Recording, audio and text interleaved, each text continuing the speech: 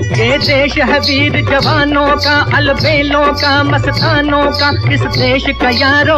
वो भारत देश है मेरा, वो भारत देश है मेरा। मोहम्मद रफी ने देशवासियों के दिलों में देशभक्ति का जज्बा जगाने के लिए एक से बढ़कर एक गीत गाए थे। वतन हमको तेरी कसम, तेरी राहों में जहाँ तक लुटा, वतन की राह में वतन के नौजवान शहीद हो। उन्होंने भारत चीन युद्ध पर आधारित फिल्म हकीकत के लिए ऐसे गाने गाए थे जिन्हें सुनकर आज भी हमारा दिल देश प्रेम में डूब जाता है। कर चले हम फिदा जान पर साथियों, होके मजबूर मुझे उसने बुलाया हो। लेकिन क्या आप विश्वास करेंगे कि रफी साहब ने 1962 की भारत चीन जंग में भी सीधे तौर पर हिस्सा लिया था। आपको विश्वास हो या नहीं, लेकिन यह सच है कि रफी साहब ने भारत और चीन की जंग में हिस्सा लिया था। कैसे? मैं प्रिया पाठक इस वीडियो में यही बताने जा रही हूँ। आप बस बने रहिए हमारे साथ।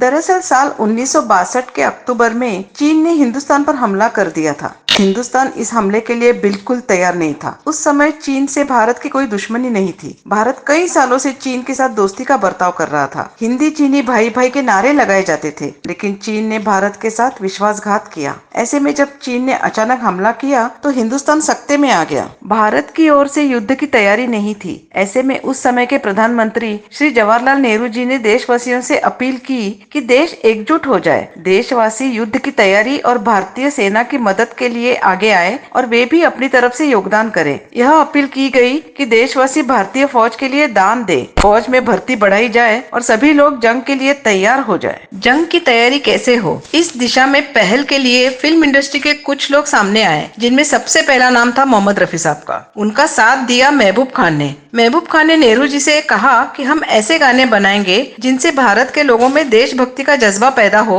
और लोग देश के खातिर अपनी तरफ से योगदान करने के लिए आगे आए। एक हफ्ते से भी कम समय के भीतर प्रसिद्ध शायर और गीतकार साहिल लुधियानवी से एक गाना लिखवाया गया। इस गाने के बोल थे, वतन की आबरू खतरे में है।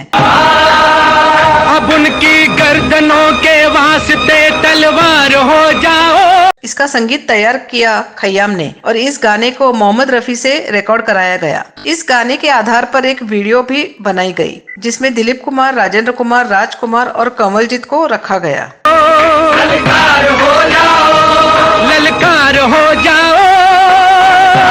इसके अलावा एक और गाना तैयार किया गया। इसे जान निसार अख्तर ने लिखा। इस गाने के बोल थे, आवाज दो हम एक है। अपने सभी गम एक है, आवाज दो आवाज। इसकी भी एक वीडियो तैयार की गई, जिसमें सुनील दत्त, राजकुमार, राजेंद्र कुमार और कंवलजीत थे। रफी साहब ने एक हफ्ते के अंदर इन दोनों गानों का रिहर्सल किया और उन गानों को रिकॉर्ड किया गया। कह दो कोई दुश्मन नजर उठे न भूले से इधर, कह दो कि फिल्म डिवीजन की ओर से ये गाने हर फिल्म से पहले थिएटरों में बजाए जाने लगे। इसके अलावा ये गाने ट्रकों पर बजाए जाते थे और लोगों से डोनेशन मांगे जाते थे। भारत की फौज में लोगों को भर्ती होने के लिए कहा जाता था। इन गानों में देशवासियों पर ऐसा असर किया कि इसका अंदाजा इस बात से लगाया जा सकता है कि ऐसा ही एक ट्रक शम्मी कपूर और गीता बाली के घर के पास से गुजरा। उस ट्रक पर लगे लाउड स्पीकर से मोहम्मद रफी के गाए वे दोनों गाने बजाए जा रहे थे। गाने की आवाज सुनकर गीता बाली अपने घर की बालकनी में आई। कहा जाता है कि गाने सुनकर गीता बाली की आंखों में आंसू आ गए। गीता बाली वापस गई। उन्होंने शम्मी कपूर से कहा, हमें कुछ करना चाहिए,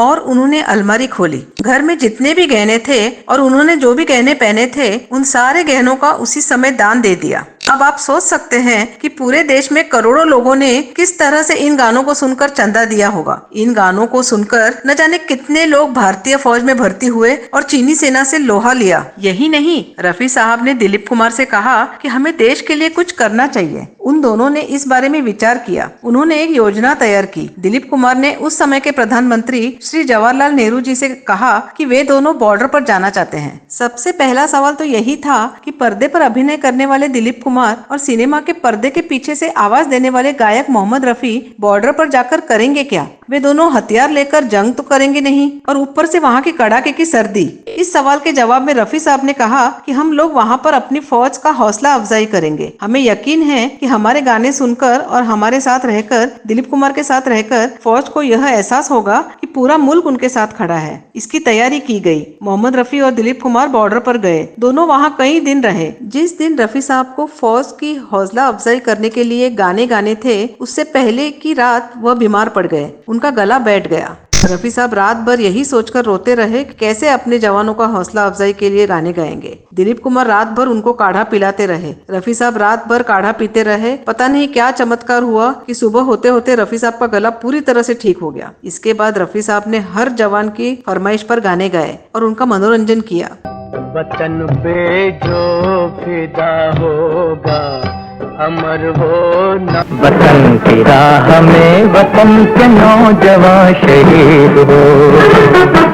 इंसाफ का मंदिर है ये भगवान का घर। जवानों को यह एहसास दिलाया कि वे इस जग में अकेले नहीं हैं, बल्कि पूरा देश उनके साथ खड़ा है। मोहम्मद रफी के गानों को सुनकर उनमें जोश भर जाया करता था। क्या यह कम बड़ी बात है कि जब बॉर्डर पर जंग हो रही हो और फिल्म जगत के दो शेष हस्तियां बॉर्डर पर जाकर सेना के जवानों का हौसला बढ़ाए। जब युद्ध विराम हो गया, जंग रुक गई, तो भारत को जो आर्थिक नुकसान हुआ उसे देखते हुए यह जरूरत महसूस की गई कि फौज को मॉडर्नाइजेशन जरूरी है। सेना के लिए आधुनिक हथियार खरीदने की जरूरत है, लेकिन भारत की माली हालत ऐसी नहीं थी कि आधुनिक हथियार खरीदे जा सकते। ऐसे में इस बात की जरूरत हुई कि सेना को आधुनिक बनाने के लिए देशवासियों से धन इकट्ठा किया जाना चाहिए। इसके लिए 27 जनवरी 1963 में दिल्ली में एक बहुत बड़ा जलसा हुआ। इस जलसे की दो तरीके से तैयारी की गई। यह तैयारी भी महबूब खान साहब ने ही की। इस जलसे को आज भी इसीलिए याद किया जाता है कि इसी जलसे में लता मंगेशकर ने कवि प्रदीप के लिखे गीत को गाया था। यह गीत है